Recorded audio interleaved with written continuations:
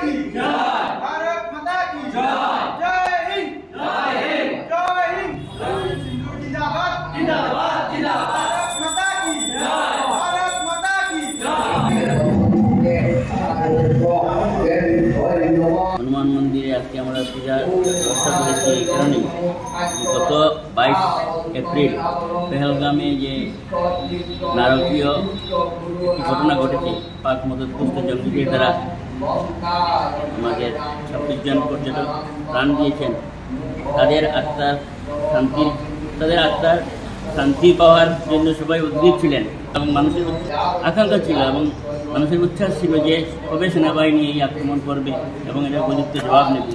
এই উচ্ছ্বাস এবং আকাঙ্ক্ষার জবনিকা টেনে গত 7 মে আমাদের ভারতীয় সেনাবাহিনীরা যেভাবে আক্রমণ চালিয়েছে এবং ভারতের সেনাবাহিনীর দ্বারা পাক মদতপুষ্ট জঙ্গিদের ঘাঁটি যেভাবে গুলিয়ে দেওয়া হয়েছে তার জন্য আমরা ভারতবর্ষের সকল সেনাবাহিনীকে অশেষ ধন্যবাদ জানাচ্ছি এবং ভারত সরকারের মাননীয় প্রধানমন্ত্রীকে আমরা ধন্যবাদ জানাচ্ছি এই ব্যাপারে মানুষকে শান্তি দেওয়ার জন্য সবার যেটা মনের বাসনা ছিল এটা পূরণ হয়েছে এবং আগামীতে আরও কঠোর পদক্ষেপ নেওয়ার জন্য আমরা সবাই সরকারের পাশে আছি এই জানাচ্ছি আমরা সবাই সমর্থন জানাচ্ছি এবং সেনাবাহিনীর এই শৌর্যের জন্য আমরা এবং আগামী বিজয়ের জন্য আমরা শঙ্করমোচন হনুমানজির চরণে ওনাদের সকলের মঙ্গল কামনা করে তথা দেশবাসীর মঙ্গল কামনা করে আজ এই পূজার আয়োজন করেছি। হনুমান মন্দিরে আজকে আমরা পূজার ব্যবস্থা করেছি এই কারণেই গত 22 এপ্রিল পেহেলগামে যে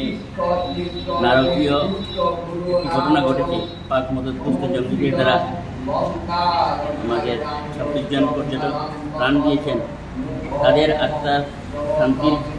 আত্মার শান্তি পাওয়ার জন্য সবাই উদ্গ্রীব ছিলেন এবং মানুষের আকাঙ্ক্ষা ছিল এবং মানুষের উচ্ছ্বাস ছিল যে কবে সেনাবাহিনী এই আক্রমণ করবে এবং এর উপযুক্ত জবাব নেবে। এই উচ্ছ্বাস এবং আকাঙ্ক্ষার জবনিকা টেনে গত 7 মে আমাদের ভারতীয় সেনাবাহিনীরা যেভাবে আক্রমণ চালিয়েছে এবং ভারতের সেনাবাহিনীর দ্বারা পাক মদতপুষ্ট জঙ্গিদের ঘাঁটি যেভাবে গুলিয়ে দেওয়া হয়েছে তার জন্য আমরা ভারতবর্ষের সকল সেনাবাহিনীকে অশেষ ধন্যবাদ জানাচ্ছি এবং ভারত সরকারের মাননীয় প্রধানমন্ত্রীকে আমরা ধন্যবাদ জানাচ্ছি এই ব্যাপারে মানুষকে শান্তি দেওয়ার জন্য সবার যেটা মনের বাসনা ছিল এটা পূরণ হয়েছে এবং আগামীতে আরও কঠোর পদক্ষেপ নেওয়ার জন্য আমরা সবাই সরকারের পাশে আছি এই জানাচ্ছি আমরা সবাই সমর্থন জানাচ্ছি এবং সেনাবাহিনীর এই শৌর্যের জন্য আমরা এবং আগামী বিজয়ের জন্য আমরা শঙ্করমোচন হনুমানজির চরণে ওনাদের সকলের মঙ্গল কামনা করে তথা দেশবাসীর মঙ্গল কামনা করে আজ এই পূজার আয়োজন করেছি।